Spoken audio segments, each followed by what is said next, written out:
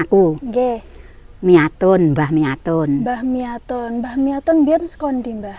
Ponorogo. Ponorogo. Heeh. Mbah waktu biyen nyarene tahun pira? Lupa aku ora piro. Tahunnya lupa ya, Mbah ya. Iya.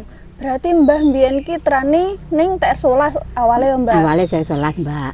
Biyen waktu awal Mbah tekan TR11 ki piye iso diceritake, Mbah? Ceritane yo mentas saka Kapuas ki 12 nang 11 ya masuk ning rumahe dhewe-dhewe, Mbak, wisan. Terus suwi-suwi ning kono ki yo terus rada penak kan bebas alas, Mbak, wisan bongkar anu ladang-ladang kuwi.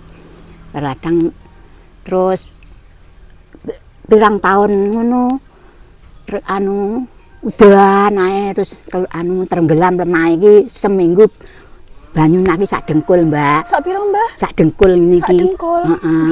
Seminggu kuwi, Mbak, ora iso nyambut gawe, ora iso kerja. Kuwi tahap sekundere sik piut sik wetel ngono, entah yo alas, Mbak. Sik alas sik an. Berarti iki alas. Sik alas. Ngono ya, Mbak. Terus enek banjir meneh ya, Mbak. Iya. Dadi Mbah waktu kuwi ora iso nyambut gawe ngono ya. Ya jane nek jane nyambut gawe ya iso, cuman nggone kuwi ora keneng no, Mbak. Gak kerja-kerja wis ora ning kerjanan apa kan ngono biyene. Biyen Mbah kerjane apa ning kono? TR11 kono. Ning sekolah ya buka lahan kuwi, Mbak, ya babat, ya macul ngono. Nandur apa? Enek nandur-nandur ora? Ya ning kono ya iso nandur pari, ya iso nandur anu, Mbak, ya kalawija, sing kacang, sing dhelé, jagung.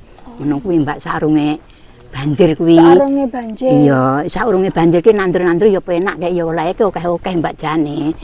Sekali banjir ya wis